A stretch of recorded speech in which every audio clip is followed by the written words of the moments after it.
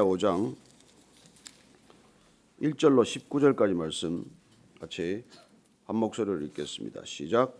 그때 백성들이 그들의 아내와 함께 크게 부르짖어 그들의 형제인 유다 사람들을 원망하는데 어떤 사람은 말하기를 우리와 우리 자녀가 많으니 양식을 얻어먹고 살아야 하겠다 하고, 어떤 사람은 말하기를 우리가 밭과 포도원과 집이라도 저당 잡히고 이 흉년에 곡식을 얻자 하고, 어떤 사람은 말하기를 우리는 밭과 포도원으로 돈을 빚내서 왕에게 세금을 바쳤도다. 우리 육체도 우리 형제의 육체와 같고 우리 자녀도 그들의 자녀와 같거늘 이제 우리 자녀를 종으로 파는도다. 우리 딸 중에 벌써 종된 자가 있고 우리의 밭과 포도원이 이미 남의 것이 되었으나 우리에게는 아무런 힘이 없도다 하더라. 내가 백성의 부르짖음과 이런 말을 듣고 크게 노하였으나 깊이 생각하고 귀족들과 민장들을 꾸짖어 그들에게 이르기를 너희가 각기 형제에게 높은 이자를 취하는도다 하고, 대회를 열고 그들을 쳐서 그들에게 이르기를 우리는 이방인의 손에 팔린 우리 형제 유다 사람들을 우리의 힘을 다하여 도로 찾았거늘 너희는 너희 형제를 팔고자 하느냐? 더구나 우리의 손에 팔리게 하겠느냐 하며, 그들이 잠잠하여 말이 없기로 내가 또 이르기를 너희의 소행이 좋지 못하도다. 우리의 대적 이방 사람의 비방을 생각하고 우리 하나님을 경외하는 가운데 행할 것이 아니냐? 나와 내 형제와 종자 아들도 역시 돈과 양식을 백성에게 구워주었거니와 우리가 그 이자 받기를 그치자. 그런즉 너희는 그들에게 오늘이라도 그들의 밭과 포도원과 감람원과 집이며 너희가 구워준 돈이나 양식이나 새 포도주나 기름의 100분의 1을 돌려보내라 하였더니, 그들이 말하기를 우리가 당신의 말씀대로 행하여 돌려보내고 그들에게서 아무것도 요구하지 아니하리이다 하기로, 내가 제사장들을 불러 그들에게 그 말대로 행하겠다고 맹세하게 하고, 내가 옷자락을 털며 이르기를 이 말대로 행하지 아니하는 자는 모두 하나님이 또한 이와 같이 그 집과 산업에서 털어버리실지니 그는 곧 이렇게 털려서 빈손이 될지로다 하며, 회중이 다 아멘 하고 여호와를 찬송하고 백성들이 그 말한 대로 행하였느니라. 또한 유다 땅 총독으로 세움을 받은 때 곧 아닥사스다 왕 제20년부터 제32년까지 12년 동안은 나와 내 형제들이 총독의 녹을 먹지 아니하였느니라. 나보다 먼저 있었던 총독들은 백성에게서 양식과 포도주와 또 은 40세겔을 그들에게서 빼앗았고, 또한 그들의 종자들도 백성을 압제하였으나 나는 하나님을 경외함으로 이같이 행하지 아니하고 도리어 이 성벽 공사에 힘을 다하며 땅을 사지 아니하였고, 내 모든 종자들도 모여서 일을 하였으며 또 내 상인은 유다 사람들과 민장들 150명이 있고 그 외에도 우리 주위에 있는 이방 족속들 중에서 우리에게 나아온 자들이 있었는데 매일 나를 위하여 소 한 마리와 살찐 양 6마리를 준비하며 닭도 많이 준비하고 열흘에 한 번씩은 각종 포도주를 갖추었나니, 비록 이같이 하였을지라도 내가 총독의 녹을 요구하지 아니하였음은 이 백성의 부역이 중함이었더라. 내 하나님이여, 내가 이 백성을 위하여 행한 모든 일을 기억하사 내게 은혜를 베푸시옵소서. 아멘. 인생의 문제는 파도처럼 다가옵니다. 한 가지 문제가 해결되었나 하면은 또 다른 문제가 반드시 뒤따르게 됩니다. 문제 없기를 바라지 마십시오. 잠잠하기만을 바라지 마십시오. 늘 문제는 있게 마련이기 때문에 문제를 바라보면 문제에 빠져서 문제를 해결할 능력을 점점 잃게 됩니다. 어떤 문제가 오더라도, 어떤 문제가 닥치더라도 문제 너머에 계신 하나님을 먼저 바라보아야 그 문제가 가진 문제의 본질을 이해하게 돼요. 이런 모든 문제는 해결될 수 있습니다. 그 문제가 닥친 까닭은, 특별히 믿음의 사람들에게 그 문제가 계속해서 일어나는 까닭은 하나님께서 문제를 해결하실 능력이 없는 분이어서도 아니고 문제를 방치하기 위해서도 아니고 그 문제를 바라보는 우리의 중심을 주님께서 보고 계시기 때문이고, 그 문제를 해결하는 과정을 통해서 우리가 어떻게 하나님을 만날 수 있는지를 지켜보고 계신 것이고, 우리가 그 문제하는 해결 과정을 통해서 우리의 믿음이 어떻게 다져져 가는가를 보기 원하시는 것이죠. 그래서 회사건 가정이건 부모건 직장 상사건 어쩌면 때로는 일부러 문제를 그들 앞에 놓아봅니다.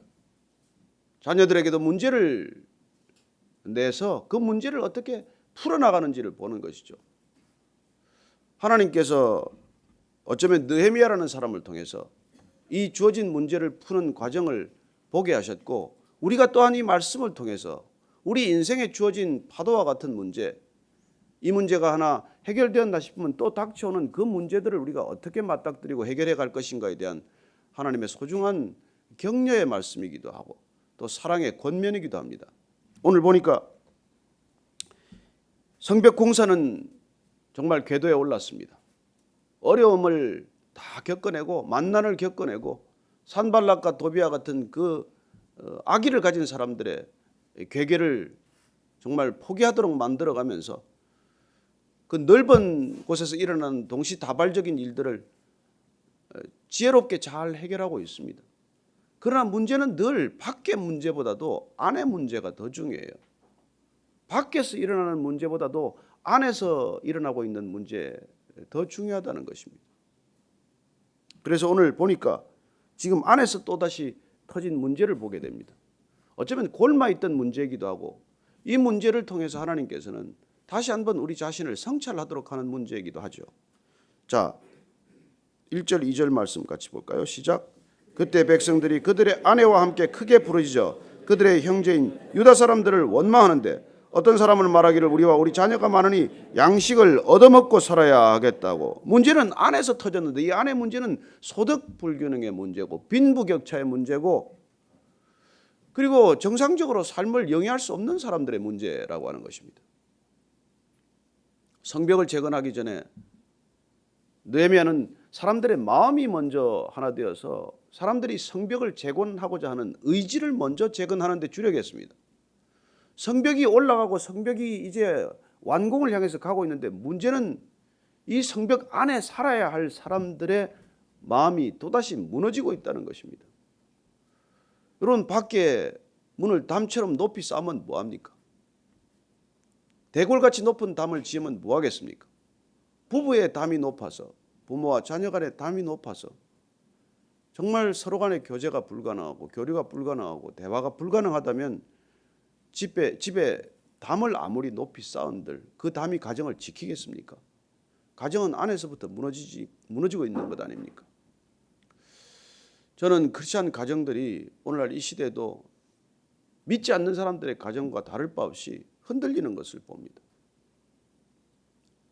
그리고 우리가 정말 먼저 밖으로 나아가기 전에 밖의 문제를 바라보기 전에 우리가 이토록 아침마다 우리 자신을 돌아보고 교회를 돌아다보고 하는 까닭은 우리가 세상으로 나가기 앞서서 이 문제를 다져놓고 나가는 것이죠. 왜 우리가 말씀부터 보기로 이렇게 교회가 온 마음을 쏟고 있습니까? 우선 그 말씀으로 우리가 다져지지 않으면 우리가 먼저 기도로 다져지지 않으면 밖으로 나갈수록 원심력이 커질수록 구심력이 강하지 못하면 그 원심력 때문에 모든 것이 다 해체되는 것을 보는 것이죠. 그리고 밖에 일이 많아지면 많아질수록 안에 그 원심력을 버텨주는 구심력이 분명히 있어야 되는 것입니다.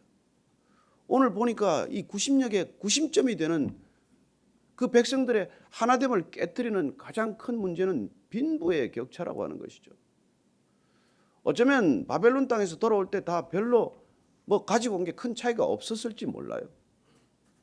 남의 나라에서 싸우면 얼마나 싸웠고 가져오면 얼마나 가져왔겠습니까? 그러나 문제는 돌아온 사람들 간에 금방 또 소득 격차가 벌어지는 것이죠. 사회가 격동기에 있다는 것, 사회가 불안한 시기에 있을 때는 늘 눈치 빠른 자, 요령이 빠른 자, 그리고 돈에 재주가 있는 자들은 그냥 단숨에 재물들을 거머쥐게 됩니다. 그래서 정말 나라가 망할 수밖에 없었던 그 이유가 다시 돌아온 백성들에 의해서 고스란히 재현되고 있는 모습을 보는 것이죠. 그래서 사회는 악순환을 거듭하는 것입니다. 공산주의는 72년 만에 허물어졌지만 그러나 공산주의보다 더 문제가 있는 그런 이념적인 발호를 보지 않습니까? 우리가 이 문제를 해결하지 못하면 인류가 이 문제를 해결하지 못한다면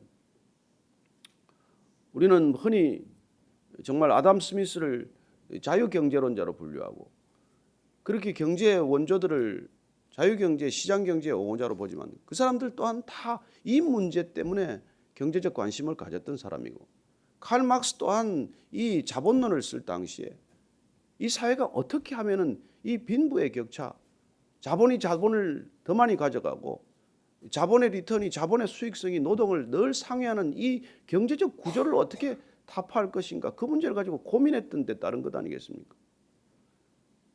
그 사람이 무슨 전제주의적 독재주의적 국가를 만들려고 한 것도 아니고 사실은 그런 고민을 처절하게 했고 그 자신 일생 동안 그런 고민에 자기 자신을 바쳤던 사람이죠. 그 시대적 고민을 놓치면 우리는 동일한 고민을 또 이 시대에 하게 될 것입니다.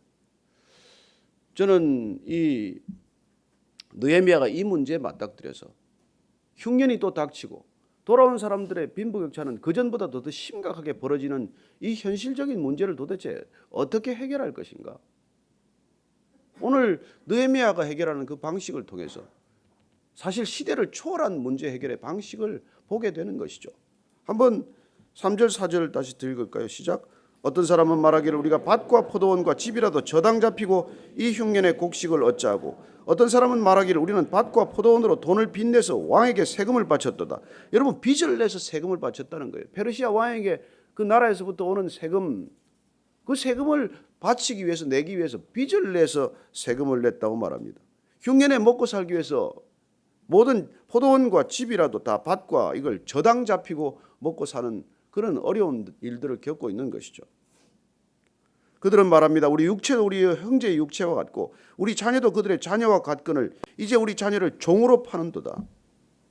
우리 딸 중에 벌써 종된 자가 있고 우리의 밭과 포도원이 이미 남의 것이 되었으나 우리에게는 아무런 힘이 없도다 하더라. 이런 현실 가운데서 느헤미야가 이 현실에 대한 것을 듣자마자 그는 크게 분노하게 됩니다. 그리고 성은 올라가고 있고 예루살렘 성벽은 번듯하게 세워져 가고 있지만 사실 그 안에 살아야 할 백성들의 삶은 그야말로 처참한 지경이 되어버린 것이죠. 아니, 지켜줄 것이 없는데 성곽을 쌓으면 뭐하겠습니까? 가진 것이 없는데 그 성을 쌓은들 그 성이 무슨 역할을 하겠습니까? 그리고 문제의 본질을 다시 꿰뚫어보는 느헤미야는 다시 이렇게 생각합니다. 깊이 생각합니다. 7절 말씀입니다. 시작. 깊이 생각하고 귀족들과 민장들을 꾸짖어 그들에게 이르기를 너희가 각기 형제에게 높은 이자를 취하는도다 하고 대화를 열고 그들을 쳐서, 문제가 보니까 이 저당을 잡히고 있고 이런 어려운 상황들을 겪고 있는데 가진 자들이 꾸어주면서 높은 이자를 받고 있다는 거예요. 형제들에게, 가로 이웃에게. 어떻게 그 이웃들이 그런 걸 받고 있냐는 것이죠. 그렇죠. 뭐 가진 자들의 입장은 늘 고리대금 아닙니까? 어떻게 보면 더 많은 것들을 가져오느냐는 것이죠. 그래서 빈익빈 부익부의 현상은 어제 오늘의 현상이 아니지 않습니까? 그래서 지금 느헤미야가 내놓은 해결책입니다. 8절 말씀입니다. 시작. 그들에게 이르기를 우리는 이방인의 손에 팔린 우리 형제 유다 사람들 우리의 힘을 다하여 도로 찾았거늘 너희는 너희 형제를 팔고자 하느냐? 더구나 우리의 손에 팔리게 하겠느냐 하며 그들이 잠잠하여 말이 없기로. 아니, 일껏 포로로 잡혀간 형제들을 구해왔더니 그 형제들이 다시 이스라엘 땅, 자국 땅에 돌아와서, 모국에 돌아와서 또다시 노예가 되는 이런 일들이 어떻게 일어날 수 있느냐? 노예로 살던 사람 건져놨더니 어떻게 또 노예로 들어가느냐? 이전 형편보다 더 나빠지게 만든다는 게 말이나 되냐? 그런 얘기죠. 이게 당시의 현실이었다는 것입니다. 모국으로 돌아올 때, 그 먼 길을 올 때 얼마나 큰 희망과 그런 기쁨으로 돌아왔겠습니까? 그러나 정작 돌아온 현실은 다시 어려움을 겪게 되고 흉년이 겹치면서 가진 걸 다 팔아야, 저당 잡혀야 가까스로 양식을 구할 수 있고, 그리고 돈을 좀 빌리면 높은 이자에 시달리게 되고, 세금을 내야 하는 그 세금이 또 부과될 때 그 세금을 내기 위해 빚을 내는 이런 악순환의 꼬리에 접어든 것이죠. 그래서 오늘 느헤미야는 이럴 수는 없다고 말합니다. 자, 9절 말씀입니다. 시작. 내가 또 이르기를 너희의 소행이 좋지 못하도다. 우리의 대적 이방 사람의 비방을 생각하고 우리 하나님을 경외하는 가운데 행할 것이 아니냐. 자, 10절 말씀, 중요한 자기 고백, 자기부터 회개를 시작합니다. 시절. 나와 내 형제와 종자들도 역시 돈과 양식을 백성에게 구워주었거니와 우리가 그 이자 받기를 그치자. 여러분, 여기 보니까 자기도, 자기 형제들도, 내 같이 일하는 동역자들도, 집에 있는 종자들까지도 돈과 양식을 백성에게 구워주었거니와 우리가 그 이자 받기를 그치자. 구워주고, 뭐 높은 이자는 아닐지 몰라도 구워주고 이자를 받았다는 것입니다. 이거 자체가 이스라엘 백성들의 기준으로서는 이건 죄에 해당합니다. 해서 안 될 일이에요. 왜냐하면은 이 신명기를 보면은 신명기 23장에 제가 읽어드릴게요. 하나님께서 그걸 금하셨습니다. 신명기 23장 19절 20절 말씀 제가 읽어드릴게요. 내가 형제에게 구워주거든 이자를 받지 말지니 곧 돈의 이자 식물의 이자 이자를 낼 만한 모든 것의 이자를 받지 말 것이라. 타국인에게 내가 구워주면 이자를 받아도 되거니와 내 형제에게 구워주거든 이자를 받지 말라. 그리하면 내 하나님 여호와께서 내가 들어가서 차지할 땅에서 내 손으로 하는 범사에 복을 내리시리라. 형제들 간에는 이자를 받지 말라는 거예요. 내 백성들 간에, 내 형제들 간에. 이스라엘의 12지파는 아버지 야곱으로부터 나온 12 형제들 아닙니까? 집안 형제들끼리 구워주고 뭐 되돌려 받지 않아도 될 것인데 이자까지 받아서 어떻게 하겠습니까? 그러나 외국인들에게, 이방인들에게 구워줄 때는 이자를 받아도 좋다고 이렇게 말하고 있습니다. 문제는 형제의 범위가 어디까지냐 하는 것이죠. 어쩌면 그들은 그 형제의 범위를 친족으로만 한정했는지도 모를 일입니다. 그래서 심지어 느헤미야 자신도, 자기 느헤미야의 형제들도, 자기와 함께 일하는 사람들도 구워주고 이자를 받았다는 것을 솔직히 고백하는 것이죠. 자, 나도 사실 받았다. 그러나 이제부터, 지금부터 받지 말자. 받지 말자. 그리고 다시 이야기합니다. 11절 말씀입니다. 시작. 그런즉 너희는 그들에게 오늘이라도 그들의 밭과 포도원과 감람원과 집이면 너희가 구워준 돈이나 양식이나 새 포도주나 기름의 100분의 1을 돌려보내라 하였더니, 오늘이라도, 지금이라도, 지금부터라도 이자를 받지 말자. 돌려줄 수 있다면 돌려주자. 이런 어떻게 보면 정말 극적인 조치를 취하는 것이죠. 여러분, 변화는 슬금슬금도 일어나긴 하지만은 정말 은혜 받은 사람들의 변화는 극적인 변화예요. 나 지금 이 순간부터 안 하겠다는 것입니다. 여러분, 은혜 받은 사람은 지금부터 안 해요. 구원받은 죄인은 지금부터 죄 안 지으려고 결단하는 것입니다. 오늘은 한 가지 죄만 해결하고 내일은 한 가지 죄만 해결하고 그래서 평생 죄 문제를 다 끌어안고 해결도 못하고 가는 게 아니라 죄란 뿌리가 빠지면 모든 것들이 한꺼번에 해결되는 것이에요.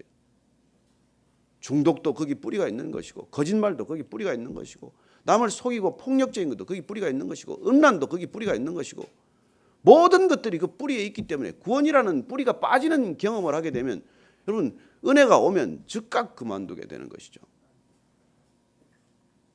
깨달은 즉시 실행하게 되는 것입니다. 이게 잘못됐다 하면은 즉각 돌이키는 것이죠. 그게 회개 아닙니까? 어쩌면 지금까지는 몰랐어요. 느헤미야 자신도 몰랐던 것이죠. 왜 백성들이 하나 되지 못하는지, 왜 성곽은 지어져 가고 있는데 불평불만은 사라지지 않는지 보니까 문제의 뿌리는 우리 안에 있는 불균형이고 그런 소득 격차고 빈부의 격차가 심각해져서 먹고 살 수 없는 사람들이 점점 늘어나는데 성곽을 지은들 뭘 하겠습니까? 안에서부터 성곽을 무너뜨리지 않겠습니까? 그래서 이런 얘기를 하는 것이죠. 그랬더니 12절 13절 말씀입니다. 시작. 그들이 말하기를 우리가 당신의 말씀대로 행하여 돌려보내고 그들에게서 아무것도 요구하지 아니하리이다 하기로 내가 제사장들을 불러 그들에게 그 말대로 행하겠다고 맹세하게 하고 내가 옷자락을 틀며 이르기를 이 말대로 행하지 아니하는 자는 모두 하나님이 또한 이와 같이 그 집과 사람에서 털어버리실지니 그는 곧 이렇게 털려서 빈손이 될지로다 하며 회중이 다 아멘 하고 여호와를 찬송하고 백성들이 그 말한 대로 행하였느니라. 자, 오늘 문제 해결의 첫 단추는 누가 깨었습니까? 느헤미야입니다. 첫 단추를 깨는 방식은 어떤 것입니까? 느헤미야의 솔선입니다. 나 자신부터 이자를 받지 않겠다. 돌려줄 것 있으면 돌려주겠다. 그렇게 했더니 모든 사람들이 거기에 아멘 했다는 것입니다. 물론 그래 놓고 나서도 샅샅이 파보면 또 약속대로 이행하지 않는 사람들이 있겠죠. 그러나 오늘 우리 지도자의 한 모습을 보게 됩니다. 이후의 말은 이후에 기록된 느헤미야의 삶을 보면 그는 12년 동안 총독직에 있는 동안 월급을 받지 않았습니다. 그 전임 총독들은 정말 수탈에 가까운 일들을 자행했지만 그는 본인이 총독의 월급을 받지 않았다고 고백합니다. 물론 뭐 재산이 있었을 수도 있고 또 페르시아 왕으로부터 받는 것도 있었겠지만 어쨌건 그는 그 일을 감당하기 위해서 백성들 앞에서 나름대로 솔선했던 사람입니다. 그 정도면 할 만큼 했습니다. 남 안 하는 일을 했으니 할 만큼 한 것이죠. 그러나 오늘 느헤미야가 다시 국민적인 아픔과 고통 앞에서 본인 자신이 자기의 것을 희생하고 내려놓는 모습을 보게 됩니다. 크리스찬이란 누굽니까? 느헤미야란 누굽니까? 믿음의 사람이란 어떤 사람입니까? 좀 듣기 부담스러우시겠지만 무한 책임을 져야 하는 사람들이에요. 우리가 받은 은혜가 무한하기 때문에 우리가 이 세상 속에서 무한한 책임을 지고 살아가야 하는 사람들입니다. 이만하면 됐습니다. 이만하면 나는 할 만큼 했습니다. 이만하면 나는 최선을 다했습니다. 그렇게 말하지 마십시오. 주님은 우리가 하는 것보다도 상상할 수 없는 일을 하셨기 때문입니다. 우리의 힘과 능으로는 감당할 수 없겠지만 주님이 저와 여러분 안에 계시면 주님께서 말씀하십니다. 너희는 나보다도 더 큰 일을 행하리라고 말씀하십니다. 믿으십니까? 예, 주님 때보다 우리의 지경은 더 넓어졌습니다. 주님 때보다 우리의 문제는 더 복잡해졌습니다. 주님 때보다 우리의 문제는 더 풀기가 어려워졌습니다. 그래서 주님에게 지금 우리에게 말씀하십니다. 내가 했던 일보다 너희들이 더 큰 일을 담당해 줘야 되겠다. 내가 다녔던 때보다는 더 많이 다녀줘야 되겠다. 내가 폈던 손보다 너희들 손을 더 멀리 펴줘야 되겠다. 그렇게 말씀하시는 것이죠. 주님 됐습니다. 교회나 잘 지키겠습니다. 그렇게 주님이 우리에게 감동하지 않으십니다. 우리가 어쩌면 세상을 잊어버렸기 때문에 교회에서 이렇게 빠져 있는지도 몰라요.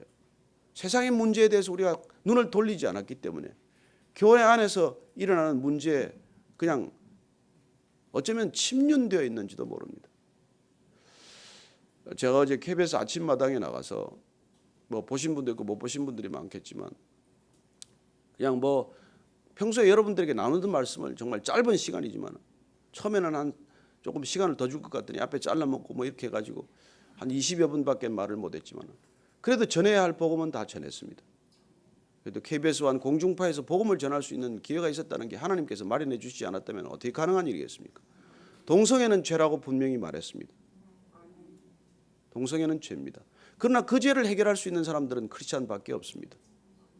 정말 진정한 사랑만이 그 문제를 해결할 수 있고 그 문제에 우리가 정직하게 부딪힐 때 또한 우리가 동성애자보다도 우리는 더한 죄인이라는 것, 우리가 더 정말 죄인이라는 것을 그들에게 고백할 수 있고 그들을 품을 수만 있다면 이 문제는 해결될 수 있는 문제입니다. 심각합니다.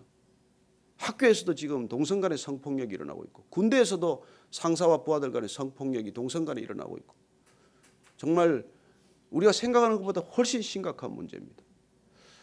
우리가 한 사람씩 껴안고 그들을 위해서 기도하는 그런 각오가 없다면 돌이킬 수 없는 지경을 이미 넘어서고 있습니다. 저는 우리가 현실의 문제, 우리에게 주어져 있는 문제, 그 문제를 외면한 채 우리가 우리 자신의 개인의 문제, 내 사랑 타령, 내 돈 타령, 내 자리 타령 그거 하고 있을 때가 아니에요. 저는 우리 자신이 좀 더 눈을 크게 뜨고 하나님께서 무엇을 슬퍼하고 계신지 이 백성들이 무슨 일로 고통받고 있는지 그걸 놓고 더 진지하게 기도해야 할 것이고 더 진지하게 우리가 태클하지 않으면 우리 자신은 어쩌면 하나님께 그야말로 무한 책임을 맡겨주신 그리고 그 무한 책임을 감당할 수 있는 무한 특권을 주신 것을 우리가 다 포기하고 마는 것과 같을 것입니다. 이 시대를 향한 부르심에 여러분들이 같이 귀를 기울이시기를 바라고 기도할 때 그런 문제가 여러분들 마음에 주신 부담이라면 기도하고 그 현장으로 갈 수 있는 저와 여러분 되기를 축원합니다. 오늘 느헤미야가 총독으로서 그만하면 됐어요. 월급 안 받고 열심히 일했으면 됐습니다. 새벽부터 밤까지 일했으면 됐어요. 그러나 고통받고 있는 백성, 빚에 시달리는 백성, 쪼들리는 백성, 그 백성들의 경제적인 어려움, 그 어려움조차도 해결하고자 하는 그 의지를 보면서 우리 크리스천에게 주신 그런 무한한 책임 때문에 주님께서는 무한한 그런 특권을 약속하셨다고 믿습니다.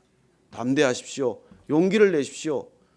죽으면 죽으리라 각오하지 않으면 어떤 일도 해결되지 않습니다. 오늘 아침에 그런 믿음의 결단이 있게 되기를 축원합니다. 같이 기도하십시다. 마음에 주신 부담을 따라 오늘 기도하십시다. 각자에게 주신 부담이 다릅니다.